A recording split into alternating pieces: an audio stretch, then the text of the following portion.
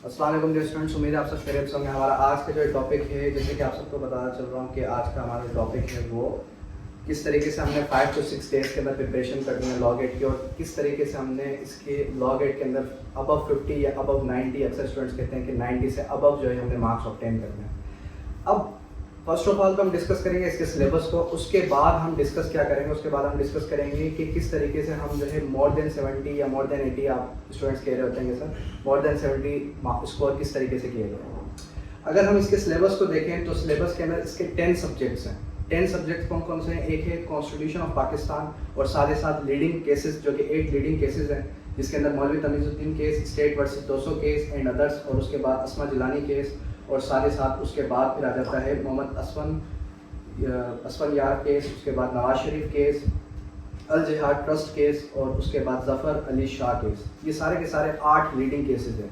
अब इस 8 leading cases के अंदर कितने स्कोर है या फिर कितने जो है मार्क्स की वेटेज है? सिर्फ और सिर्फ 5 मार्क्स की वेटेज है। उसके बाद आ जाता है कॉन्स्टिट्यूशन ऑफ पाकिस्तान, जिसके अंदर आपका फंडामेंटल राइट का चैप्टर है और प्रिंसिपल ऑफ पॉलिसी का चैप्टर है, यानी कि आर्टिकल नंबर 1 से लेकर आर्टिकल 40 तक, और उसके बाद फिर आ जाता है आपका प्रियम्बल, उसके बाद फिर आ जाता है आपका आर्टिकल 50 से लेकर आर्टिकल 89 तक, जो कि आपके जितने भी नेशनल असेंबली के साथ लिंक्ड है। उसके बाद जुडी कार्टर का चैप्टर, जो कि मोस्ट इंपॉर्टेंट चैप्टर है, जिसके अंदर आर्टिकल 175 से लेकर आर्टिकल 212 तक का आपका चैप्टर आ जाता है।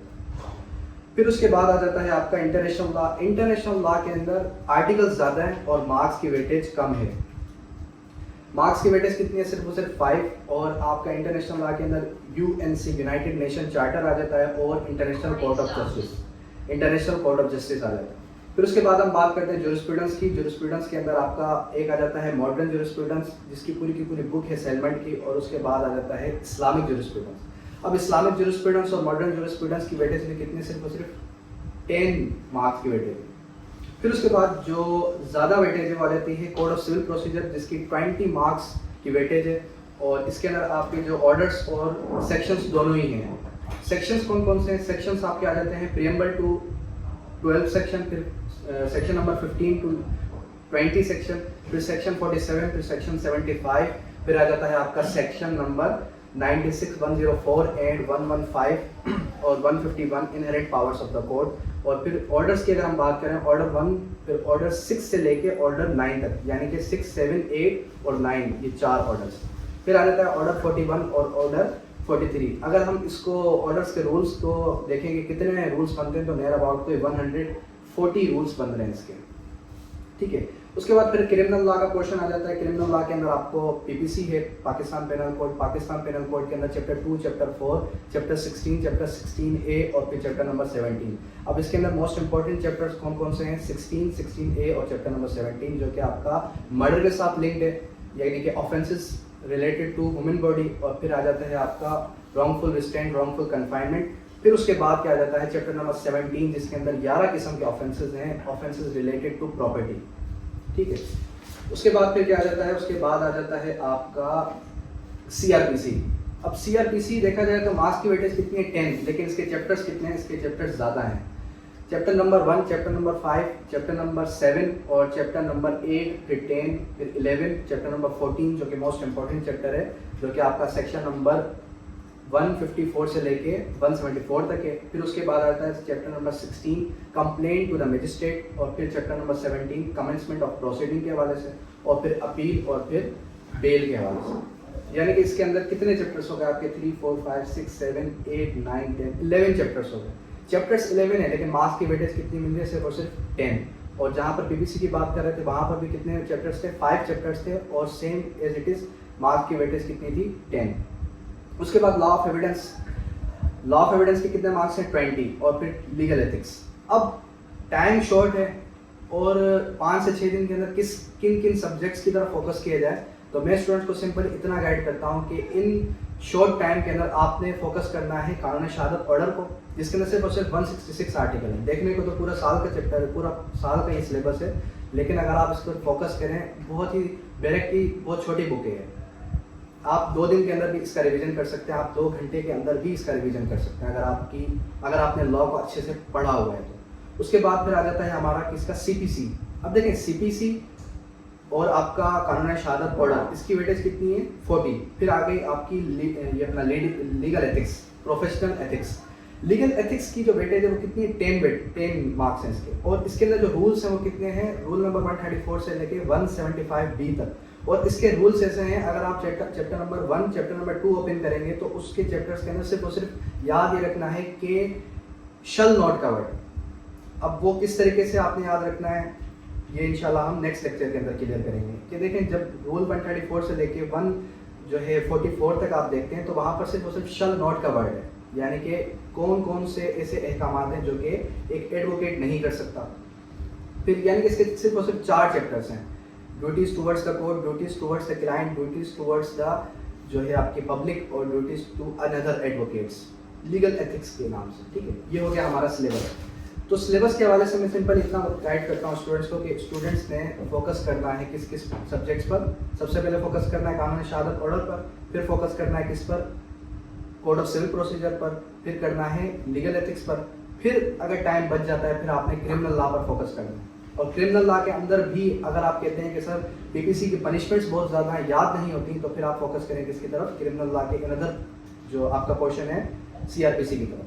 ठीक है, तो ये आपके 60 से 70 नंबर ऐसे हो गए जिस पर आपने ज़्यादा से ज़्यादा फोकस करना है। और अगर आप देखते हैं 5-5 नंबरों को, यानी कि जूरिस्प्रूडेंस हो गया, इंटरनेशनल लॉ हो गया, इनकी वेटेज कम है, 5-5 नंबर है। और इसका जो सिलेबस है वो बहुत ही ज़्यादा है, यानी कि पूरी बुक आपने याद करनी है। इंटरनेशनल लॉ के भी आर्टिकल्स ज़्यादा हैं और इसी के साथ साथ जो आपका जूरिस्प्रूडेंस है इनके भी आर्टिकल्स ज़्यादा बनते हैं। तो इस वजह से मैं स्टूडेंट्स को यही गाइड करता हूँ कि आप 5-5 नंबर की जगह आप जो है इन सब्जेक्ट्स पर ज़्यादा फोकस करें जिनके 10-10 या 20-20 मार्क्स की वेटेज है। अब बात करते हैं कि किस तरीके से इस टेस्ट को क्रैक किया जाए। इस टेस्ट को क्रैक करने की स्ट्रेटेजीज क्या हैं। अब देखें स्ट्रेटेजी तो कुछ यूँ है कि 2022 से 2023 तक, अच्छा अगर इसके जो है थोड़ा बैकग्राउंड की तरफ चले जाएं कि लॉ गेट अनाउंस कब हुआ था, 2019 के अंदर सुप्रीम कोर्ट की जजमेंट आई थी कि अब जो भी स्टूडेंट एलएलबी क्लियर करेगा, एलएलबी क्वालिफाई करेगा, उसके बाद उसने ग्रेजुएशन असेसमेंट टेस्ट यानी कि लॉ गेट देना है। ठीक है, लॉ गेट उसने पास करना होगा और 50 वो ऑब्टेन करेगा, फिर ही वो आगे अपना लाइसेंस होल्ड कर सकता है। तो 2019 में इसका कोई सिलेबस ही नहीं था। 2019 और 2020 के अंदर ऐसे स्टूडेंट्स थे कि जो कि बहुत ही मुश्किल से लॉ गेट पास करते थे। 2021 के अंदर जब लॉ गेट का सिलेबस आया तो स्टूडेंट्स को बड़ी खुशी हुई कि सर एटलीस्ट हमें ये तो पता चल गया कि सवाल कहाँ से आएगा, किस किस सब्जेक्ट से आएगा। अब देखें आपको इतना भी पता है किस किस सब्जेक्ट से आएगा, आपको ये भी पता है कि किस किस सब्जेक्ट के किस पोर्शन से आएगा। इससे ज़्यादा और क्या आपके लिए खुश नसीबी की बात हो सकती है कि आप कहें कि सर अभी भी हार्ड है। अभी ये हार्ड नहीं है, अभी सिर्फ और सिर्फ टाइम कंज्यूमिंग आप कह सकते हैं। लॉ गेट की तैयारी मैक्सिमम मैं कहता हूँ कि 2 से 3 महीने के अंदर हो सकती है अगर कोई ऐसा स्टूडेंट है जिसने लॉ को अच्छे से नहीं पढ़ा। लेकिन जिसने 5 ईयर एलएलबी प्रोग्राम की हुई है, जिसने सेमेस्टर सिस्टम से एलएलबी क्लियर की हुई है, तो वो स्टूडेंट लॉ गेट को 10 डेज के अंदर भी क्लियर कर सकता है, 15 डेज के अंदर भी क्लियर कर सकता है और विद इन 1 वीक भी क्लियर कर सकता है। इवन दो स्टूडेंट्स में भी प्रेजेंट है कि जो स्टूडेंट्स हमारा 2 डेज का सेशन ज्वाइन करते हैं जिसके अंदर हमारी 5 to 6 आवर की क्लास होती है, और अगर आप में से किसी को चाहिए इंशाल्लाह वो भी मैं आपके साथ शेयर कर दूंगा। और फिर एक दिन का जो है वेब जनरेटेड टेस्ट होता है, 2 डेज के अंदर भी वो क्रैक कर जाते हैं इस लॉ गेट टेस्ट को। ठीक है, उसके बाद पैटर्न ऑफ क्वेश्चंस की अगर हम बात करें कि लॉ गेट के अंदर पैटर्न ऑफ क्वेश्चंस किस तरीके कार के होते हैं, यानी कि किस पैटर्न के क्वेश्चंस आते हैं लॉ गेट टेस्ट के अंदर। 2021 से लेके 2023 जो फेब तक की बात थी, यानी कि जो आपका प्रीवियस टेस्ट हुआ था फरवरी 2023 का, उसके अंदर लॉ गेट का टेस्ट मैं कहता हूँ कि कॉन्सेप्चुअल बेस्ड क्वेश्चंस आते हैं। कॉन्सेप्चुअल बेस्ड क्वेश्चंस हम उनको कहते हैं जिससे आप जो है किसी भी टीचर के यूट्यूब पे या फिजिकली किसी भी टीचर के कॉन्सेप्ट्स अपने क्लियर कर लें लॉ के, तो आप वो टेस्ट अटेम्प्ट कर सकते हैं। उसके बाद जब आया जून का, तो उसके अंदर ये देखा गया कि बैरेट को ही उसने कॉपी पेस्ट किया। फिर जब आया अगस्त का, तो उससे मैंने ये एवेल्यूएशन की कि अब स्टूडेंट्स को सिर्फ और सिर्फ हमने कॉन्सेप्चुअल रीडिंग नहीं करवानी, कॉन्सेप्चुअल भी करवानी है, साथ ही साथ बैरेट स्मार्ट स्टडी भी करवानी है। अब बैरेट स्मार्ट स्टडी क्या होती है? बैरेट स्मार्ट स्टडी ये होती है कि आपने वर्ड बाय वर्ड स्टूडेंट को पढ़ के बताना है कि इस आर्टिकल के अंदर, इस प्रोविजन के अंदर ये क्या बता रहा है। जैसे कि नॉट विद स्टैंडिंग क्लास है, जैसे कि save is otherwise provided class है, मे का मतलब क्या है, शल का मतलब क्या है, मस्ट का मतलब क्या है, ये वर्ड कहाँ कहाँ पर यूज हुए हैं, किस फिक्रे में यूज हुए हैं, तो ये सब बातें आपको समझ में आ जानी चाहिए। ठीक है। अच्छा, तो अब मैं बता रहा था कि जो अगस्त का टेस्ट था उसके अंदर एक सवाल आया था। अगस्त का जून का जो टेस्ट था 25 जून जो हमारी थी 2023 की, उसके अंदर एक सवाल आया था कि as per article 10A this right is dash right, मतलब कि उसके अंदर उसने पूरा का पूरा आर्टिकल को उसने कॉपी पेस्ट किया और उसने स्टूडेंट से ये पूछा कि आप ये बताएं कि ये राइट कौन सा राइट है। मैं कहता हूँ 95% स्टूडेंट्स ने उस पर ये टिक किया कि this right is an fundamental right, क्योंकि जाहिर सी बात है आर्टिकल 8 से लेकर आर्टिकल 28 तक बात किसकी करता है, फंडामेंटल राइट की। लेकिन वो आपसे पूछ रहा था एज पर आर्टिकल 10A, यानी कि जो बात लिखी है आर्टिकल 10A के अंदर, मतलब कि इस बात का जवाब सिर्फ वही स्टूडेंट दे सकता था जिसने बैरेट को 2 से 3 बार पढ़ा हो। अब स्टूडेंट्स ये भी कहते हैं कि सर बैरेट को याद रखना, बैरेट का हाफिज होना, और बैरेट को बार बार हम एक को पढ़ते हैं तो दूसरा भूल जाते हैं, दूसरे को पढ़ते हैं तो हम तीसरा भूल जाते हैं, इसको किस तरीके से याद रखा जाए। मैं सिर्फ इतना स्टूडेंट्स को कहता हूँ कि आपने क्या करना है, आपने अच्छे तरीके से एक बार कॉन्सेप्चुअल रीडिंग करनी। जब आपने कॉन्सेप्चुअल रीडिंग कर ली उसके बाद फिर आप आ जाएंगे किसकी तरफ, आप आ जाएंगे बैरेट रीडिंग की तरफ। जब आप बैरेट रीडिंग करेंगे अच्छे तरीके से, इतने अच्छे तरीके से कि आपको ये पता चल जाए कि लॉ को पढ़ना कैसे है, लॉ को समझना कैसे है, 2 से 3 बार अगर आप जो है बैरेट को पढ़ लेते हैं तो इंशाल्लाह आपको आपकी जो मेमोरी पावर है वो उसको भी याद करने की कैपेबल हो जाएगी। देखिए जो एक हाफिज़ होता है, हाफिज़ कुरान होता है, वो क्या करता है, वो किसी भी जो उसकी जो कुरान पाक है उसको हिफ्ज़ किस तरीके से करता है, उसने बार बार उसको रिवीजन की हुई है। तो लॉ है ही क्या, लॉ भी आप जितनी ज़्यादा बार रिवीजन करेंगे उतनी ज़्यादा चांसेस है कि आपको वो चीज़ मेमोराइज हो सके। ठीक है। तो पैटर्न ऑफ क्वेश्चंस के बारे में बता रहा था कि पैटर्न ऑफ जो क्वेश्चंस हैं वो आते हैं आपके लॉ गेट के अंदर। कहाँ से? वो आपके आते हैं बैरेट से। मतलब वो आपसे पूछ लेगा कानून शहादत ऑर्डर से कि as per article 17 of the कानून शहादत ऑर्डर। अब आप ये बताएं कि इसके अंदर जो विटनेसेस होंगे वो कितने होंगे, हुदूद के अंदर कितने होंगे। तो ये किसको पता चलेगा? ये उसी स्टूडेंट को पता चलेगा कि जिस स्टूडेंट ने बैरेट की स्मार्ट स्टडी की हुई। तो हम भी कॉन्सेप्चुअल पढ़ाते थे, तो इस वजह से स्टूडेंट कहते थे कि सर अब कॉन्सेप्चुअल तो आते ही नहीं क्वेश्चंस। तो हम क्या करते हैं, हम पहले जो है स्टूडेंट्स को कॉन्सेप्चुअल पढ़ाते हैं, साथ ही साथ फिर हम बैरेट की स्मार्ट स्टडी भी करवाते हैं। उसके बाद एक और मोस्ट इम्पॉर्टेंट क्वेश्चन कि सर अक्सर स्टूडेंट लॉ गेट के अंदर फेल होते क्यों हैं? किसी के 42, किसी के 45, यानी कि 40 तक तो पहुंच जाते हैं, लेकिन 40 के बाद फिर जो है 42, 45 और फिर 49, 48 पे अटक जाते हैं। तो इसकी जो मैंने एक रिसर्च की, स्टूडेंट से मैंने जो है पूछा कि भाई आप किस वजह से आपके 90 स्कोर है, किस वजह से आपने 92 स्कोर किया, किस वजह से आपके 48, 49 है। तो उसमें से 50% स्टूडेंट्स ऐसे थे कि जो क्या करते हैं, 2 घंटे का टाइम होता है आपके पास लॉ गेट टेस्ट के अंदर। उस 2 घंटे के टाइम के अंदर स्टूडेंट क्या करते हैं, तो शुरू के 20 मिनट इधर उधर देखने में और एक दूसरे से पूछने में लगाते थे, जबकि पूछने का तो कॉन्सेप्ट बनता ही नहीं, क्योंकि हर किसी के पास क्वेश्चन पेपर अलग कलर की होती है। अलग कलर की का क्या मतलब है, यानी कि मिस्टर ए के पास होगी वाइट कलर की क्वेश्चन पेपर और मिस्टर बी के पास होगी पिंक कलर की, मिस्टर सी के पास होगी ब्लू कलर की। तो जो भी क्वेश्चंस होते हैं वो शफल्ड होते हैं, आगे पीछे होते हैं। ठीक है। तो फेल होने का रीज़न ये है कि 80% या 70% स्टूडेंट्स ऐसे हैं जो क्या करते हैं, जो कि 2 घंटे के टाइम पीरियड के अंदर भी 80 to 90 क्वेश्चंस अटेम्प्ट करते हैं और 10-20 क्वेश्चंस को ऐसे ही छोड़ के आ जाते हैं, जबकि आपको पता है कि इसके अंदर किसी किस्म की नेगेटिव मार्किंग नहीं है। जब इसके अंदर नेगेटिव मार्किंग नहीं है तो आप सारे के सारे हल करके क्यों नहीं आते? आप सारे के सारे हल करके आए, कुछ तो आपके बाय चांस लक भी चल जाता है ना, बाय चांस आपके क्वेश्चंस सही भी हो जाएंगे। तो फेल होने का ये रीज़न है। अच्छा, अब बबल शीट को किस तरीके से फिल करना है और पेपर के अंदर क्या क्या लेके जाना है, ये भी अक्सर स्टूडेंट का सवाल होता है, क्योंकि पहले गेट पास करने के बाद दूसरे गेट पर उनको रोक लिया जाता है। तो पहले तो ये चीज़ अपने जहनों में क्लियर कर लें कि अक्सर ऐसी जो है, मैं ये नहीं कहूँगा अकेडमिक्स बाय द वे के अक्सर ऐसे भी लोग हैं जो आपको ये कहेंगे कि आप 1.5 से 2 लाख रुपए दें और अपना लॉ गेट क्लियर करें, 2 से 3 लाख रुपए दें, अपना लॉ गेट क्लियर करें। तो मैं ये कहता हूँ कि देखें, आप टाइम भी वेस्ट कर रहे हैं, मनी भी वेस्ट कर रहे हैं और बाद में आप उस मनी को क्लियर नहीं कर सकते। क्लेम क्यों नहीं कर सकते? क्योंकि बाद में उस मनी क्योंकि क्लेम बनती नहीं है इस वजह से क्योंकि आप खुद वहाँ पर गलत हैं, आपने गलत चीज़ के लिए पैसे दिए।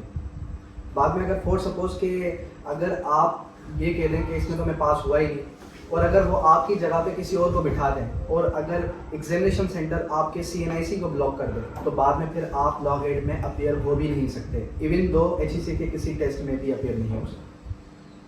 कहने का मकसद सिंपल इतना है, लॉ गेट की अच्छे से तैयारी करें और ख़ुद से टेस्ट, किसी और के उम्मीद पे या फिर किसी और के ये कहने पे कि अक्सर स्टूडेंट ने मुझे भी कहा है कि सर आपको हम जो है तो 2 से 3 लाख रुपए देते हैं और आप हमारा लॉ गेट देते हैं। तो देखें, पहली बात तो ये कि मैं ऐसे करता नहीं, लेकिन मैं स्टूडेंट्स को प्रॉपर ये गाइड करता हूँ कि आपने किसी और से भी ये नहीं करवाना, क्योंकि अभी पहले तो चलो ऐसा हो जाता था, थोड़ा सा टाइम पहले अजम्पशन कर भी लेते हैं कि थोड़ा सा टाइम पहले ऐसा होता था कि आपकी जगह कोई और शख्स अपना CNIC लेके गया, CNIC उसने क्या किया, फॉर्ज किया, और जो एग्जामिनेशन स्लिप है उसने फॉर्ज करके वहाँ पर आपकी पिक्चर आ गई। लेकिन अब क्या होता है, अब जो एग्जामिनर जो आपकी क्लास के अंदर जो आपका टीचर है, वो टीचर क्या कर रहा होता है, जो आपकी अटेंडेंस स्लिप होता है, अटेंडेंस जो शीट होती है ना उनके पास, वहाँ पर भी आपकी पिक्चर है। तो आप किस तरीके से उसको फॉर्ज करेंगे? यानी कि वहाँ पर आपकी पिक्चर है और वहाँ पर आप स्टूडेंट कैंडिडेट पकड़ा जाएगा। ठीक है, तो ये अपने जहनों से निकाल दें कि ऐसा कुछ हो सकता है, ऐसा कोई चांस है। तो लेके क्या क्या जाना है, ओरिजिनल CNIC लेके जाना है, साथ ही साथ आपने जो आपकी ट्रांजैक्शन स्लिप है इजी पैसा के थ्रू, बैंक के थ्रू, वो ट्रांजैक्शन स्लिप लेके जानी है। फिर उसके बाद आपकी जो स्लिप है HEC जो इशू करती है आपको, ये 3 चीज़ें आपने लेके जानी है, और बॉल पेन, इस तरीके का बॉल पेन आप लेके चले जाएं जो वर्किंग में हो। अक्सर ऐसा भी बॉल पेन होता है, हम स्टार्ट करते हैं, स्टार्ट में वर्किंग करते हैं, बाद में वर्किंग नहीं करते, तो एक्स्ट्रा आप 1 से 2 बॉल पेन ले जाएँ ब्लू कलर का। बबल शीट किस तरीके से फिल होगी? बबल शीट अक्सर स्टूडेंट क्या करते हैं कि एक जो है गोल सर्किल होता है बबल शीट के अंदर, तो या तो वो क्वेश्चन नंबर 3 को अटेम्प्ट करने जा रहे होते हैं, क्वेश्चन नंबर 3 की जगह हो जाता है 6, तो ये गलत हो गया। और वहाँ पर जो बबल शीट है उसके पूरे के पूरे सर्किल को आपने फिल करना है अपने बॉल पेन से, यानी कि फिल आउट भी ना हो और इन भी ना हो, जगह रहे भी ना और बाहर भी ना जाए, क्योंकि अगर बाहर चली जाएगी तो फिर क्या होगा, आपका वो जो क्वेश्चन है वो काउंट नहीं होगा। और अगर एक ही क्वेश्चन पे आपने 2 बार बबल शीट पे टिक कर दिया तो वो आपका क्वेश्चन कंसिडर होगा रॉन्ग। ठीक है जी।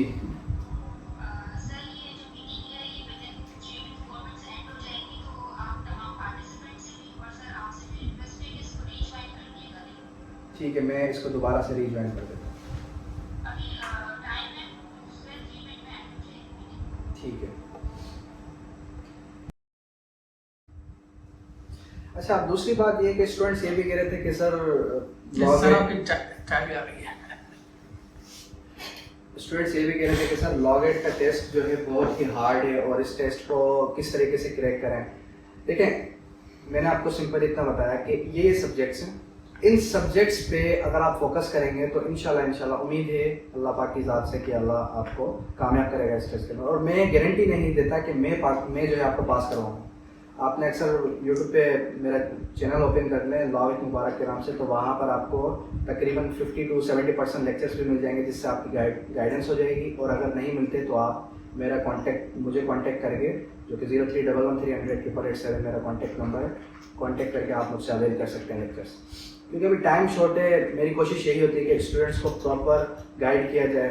ठीक है, तो टाइम अच्छा, उसके बाद अक्सर मार्केट में चले जाएं, मार्केट कह सकते हैं अक्सर लोगों ने जो है लॉ को या फिर टीचिंग फील्ड को बिजनेस बना लिया है। तो मैं इस टीचिंग फील्ड को एज अ बिजनेस नहीं देखता, बल्कि मैं जो है प्रॉपर गाइड करता हूँ स्टूडेंट्स को। तो खैर, कहने का मकसद ये है कि जब आप जाएंगे बुक स्टोर पर तो आपको बहुत किस्म की गाइड्स मिल जाएंगी। अब कौन से नोट्स बुक, कौन से जो है स्मार्ट नोट्स इम्पोर्टेंट है लॉ गेट के लिए, अभी हम उस पर बात करते हैं कि कौन से ऐसे नोट्स हैं जिन पर जो है वर्कआउट किया जाए। अच्छा, तो नोट्स जब हम मार्केट के अंदर गए तो आपको स्मार्ट नोट्स भी मिलेंगे, आपको लॉ गेट की प्रिपरेशन इन 7 डेज के नाम से भी नोट्स मिलेंगे, आपको कई किस्म के नोट्स मिल जाएंगे। तो खैर, किस तरीके से आपने कौन से नोट्स लेना है? अक्सर अच्छा, अगर आपके साथ ऐसा कोई इशू है कि आप सारे के सारे बैरेक्स परचेज नहीं कर सकते, फॉर एग्जांपल बैरेक्स सारे के सारे आते हैं 4 to 5 thousand रुपीज़ के, और एक मार्केट के अंदर आपको गाइड मिल रही है 1500 या 2,000 रुपीज़ की, तो इस वजह से अगर आप नोट्स ले रहे हैं, इस वजह से अगर आप गाइड ले रहे हैं तो चलो ठीक है। लेकिन आप चाहते हैं कि मेरे पास सारी की सारी ऐसी कोई चीज़ हो जिससे मैं प्रॉपर स्टडी कर सकूं। पहली चीज़ तो जहन में रखें कि ये MCQs टेस्ट पेपर है, कभी भी MCQs की तैयारी MCQs की बुक से नहीं होती। अब इसका क्या मतलब है? MCQs की बुक, MCQs की गाइड किस लिए होती है? MCQs की गाइड होती है ताकि आप अपने आप की इवैल्यूएशन कर सकें। मॉक टेस्ट उसके अंदर दिए गए होते हैं ताकि आप खुद की इवैल्यूएशन कर सकें कि आपने कितने जो है स्कोर किया उस टेस्ट के अंदर। टाइम हो चुका है इसका, तो मैं इसको रीज्वाइन कर देता हूँ। स्टूडेंट्स सारे के सारे जो है इस मीटिंग को रीज्वाइन करना है।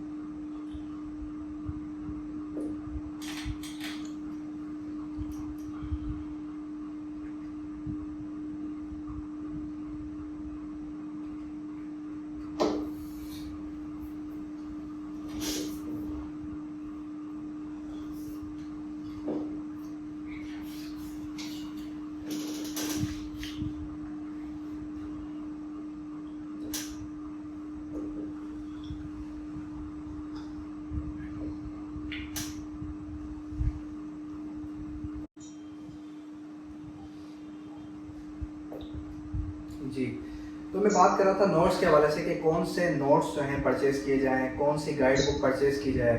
तो देखें, मैं ये कहता हूँ कि गाइड आपको मिसगाइड करती है। मिसगाइड किस वजह से करती है? क्योंकि जब आप ओपन करते हैं तो उसके अंदर सबसे पहले ही जो है MCQs लगे हुए होते हैं। अब अक्सर स्टूडेंट्स क्या करते हैं कि अच्छा, स्टूडेंट्स कुछ ऐसे भी हैं जो ये कहते हैं कि सर ऐसे कोई 200-300 100-200 ऐसे कोई MCQs बता दें जिसको हम मेमोराइज करें और वही MCQs आएँ। हर बार MCQs अलग पोर्शन से आते हैं, हर बार MCQs पूछने का तरीक़ेकार अलग होता है।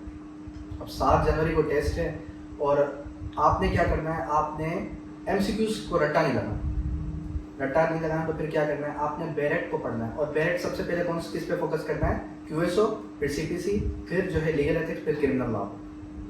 अच्छा, फिर दूसरी चीज़ ये आ जाती है कि बैरेक्ट, अक्सर मेरे पास ऐसे भी स्टूडेंट्स आए जिनको ये भी नहीं पता था कि बैरेक्ट्स क्या होते हैं।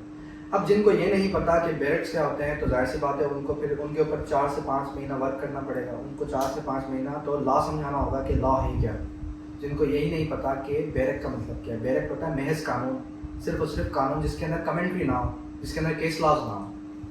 तो आपने बैरेक्ट परचेज करना है सारे के सारे 8 से 10, और जो इंटरनेशनल लॉ का पोर्शन है या फिर जो है आपका लीडिंग केसेस का पोर्शन है, इसके अगर आपको मार्केट के अंदर बैरेक्ट्स नहीं मिलते तो आपने फिर जो है नोट्स कहीं से अवेल कर लेना है, यानी कि उसको नेट से डाउनलोड करके और फिर उसकी PDF से जो है उसको प्रिंट कर लेना है।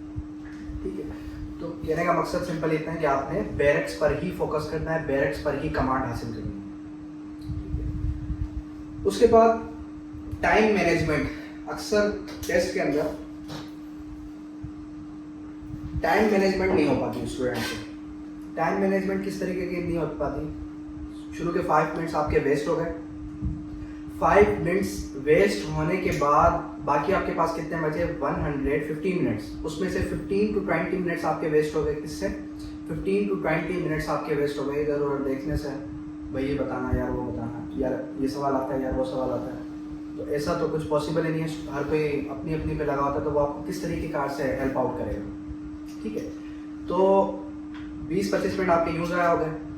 फिर जब आप, अच्छा अक्सर स्टूडेंट ऐसा भी कर रहे होते हैं कि एक बार शुरू से लेके एंड तक सारे के सवालों को गो थ्रू करेंगे। क्वेश्चन नंबर 1 ये कहता है, क्वेश्चन नंबर 2 ये कहता है, क्वेश्चन नंबर 3 ये कहता है। अब 10 से 15 मिनट पूरे के पूरे क्वेश्चन बुक को पढ़ने में वेस्ट हो गए। फिर बाकी जो टाइम बचा उसमें क्या करते हैं, उसमें भाई टिक लगाना स्टार्ट करते हैं। स्टार्ट करते करते फिर टाइम ओवर हो जाता है और फिर उनके 10 से 15 मार्क्स ले जाते हैं। जब आपने टेस्ट सेंटर में जाना है, जब आपने टेस्ट देने के लिए बैठना है, तो आपने ये देखना है पहले, फर्स्ट ऑफ ऑल तो कहीं देखना, उधर उधर देखना नहीं है। आपने टेस्ट स्टार्ट कैसे करना है, पहले ये देखना है, सोचना है कि आपकी कमांड किस लॉ पर है।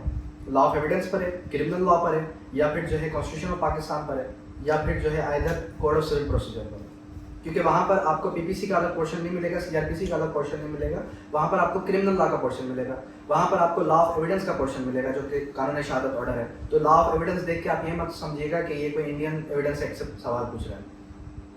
तो वो कहाँ से सवाल पूछेगा, यूँ इस तरीके कार से वो क्वेश्चन रेज करता है। तो जब आपने क्वेश्चन 2 पढ़ा और आपको उसका आंसर आता है, तो आपने उसी टाइम बबल शीट पे टिक कर देना है, इसका ये आंसर है, गोल दायरा बना देना है, यानी कि उसको फिल कर देना है।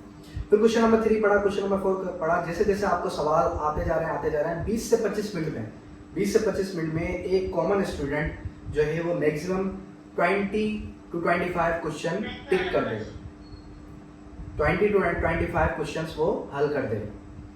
फिर बाकी फिर क्या करना है, फिर शुरू से दोबारा देखना है कि इसमें जो टाइम कंज्यूमिंग क्वेश्चंस हैं, जैसे कि लॉन्ग स्टेटमेंट क्वेश्चंस या फिर जो है इलस्ट्रेशन बेस्ड क्वेश्चंस जो आते हैं, तो वो इस तरीके कार से उसको सॉल्व किया जाए, वो टाइम कंज्यूमिंग है, तो उसको आपने बाद में सॉल्व करना है। फिर ऐसे क्वेश्चंस देखने हैं कि जिनका आपको लगता है ए भी नहीं है, बी भी नहीं है, अब इसका ए और बी नहीं है, सी और डी में से कोई एक इसका आंसर बनता है। तो मैं ये कहता हूँ कि जब सी और डी में से इसका एक आंसर बनता है, तो आपने क्या करना है, आपने उसमें से कोई ऐसा आंसर जो आपको लगता है कि ये हो सकता है, उस पर टिक कर देना। सोचना ज़्यादा नहीं है क्योंकि टाइम नहीं है इतना। तो इस तरीके से भी आपके 20 मिनट और वेस्ट हुए और उससे आप पहुँच गए कितने पे, 40 आपने टिक कर दिए। बाकी रह गए कितने, बाकी रह गए आपके 60 मार्क्स। अब जब आपके 60 मार्क्स रह गए, उस 60 क्वेश्चंस को किस तरीके से अटेम्प्ट करना है, उस 60 क्वेश्चंस में से ये देखना है कि ऐसे क्वेश्चंस जो आपको बिल्कुल ही नहीं आते, जो आप कहते हैं ये मैंने कभी पढ़े ही नहीं है, मेरे जहन से सामने से गुजरे ही नहीं है। जैसे लास्ट टाइम ये आया था कि जो स्टेट वर्सेस 200 केस है, उसका जो FCR का जो सेक्शन है, वो सेक्शन कौन सा है। अब इसका आंसर है सेक्शन नंबर 11। अक्सर स्टूडेंट्स ने ये कहा कि सर इसका सेक्शन तो उसके अंदर केस लॉ के अंदर मेंशन ही नहीं है। केस लॉ के अंदर मेंशन नहीं, ऐसा यूँ कह सकते हैं क्योंकि आपने कहाँ से गाइड्स में से पढ़ा था। अगर आप इस केस लॉ को पूरा का पूरा पढ़ते, इसके ऑब्जेक्टिव्स पढ़ते, तो आपको सेक्शन का रेफरेंस भी मिल जाता। ठीक है, तो ऐसे क्वेश्चंस को आपने हल कर दिया। फिर अब रह गए लॉन्ग स्टेटमेंट्स क्वेश्चंस, यानी कि ऐसे सवाल रह गए जो कि टाइम कंज्यूमिंग भी हैं और आपको आते भी हैं। फिर आपने उन क्वेश्चंस को प्रॉपर्ली सॉल्व करना है आहिस्ता आहिस्ता करके। इंशाल्लाह उम्मीद है कि आपके 5 से 10 मिनट बच भी जाएंगे क्योंकि आपका टाइम वेस्ट नहीं हो रहा। इस तरीके से टाइम को मैनेज करते हैं, यानी आपने देखना है कि यार अगर आप यूँ करना चाहें इस तरीके से भी कर सकते हैं, या फिर अगर आप इस तरीके से करना चाहें कि 20 नंबर है कानून शहादत ऑर्डर के, तो मैंने कानून शहादत ऑर्डर को 20 से 25 मिनट ही देने हैं। फिर उसके बाद CPC के 20 नंबर है, तो मैंने CPC को भी 20 से 25 मिनट ही देने हैं। फिर उसके बाद जो लीगल एथिक्स है उसके 10 मार्क्स हैं, तो उसको भी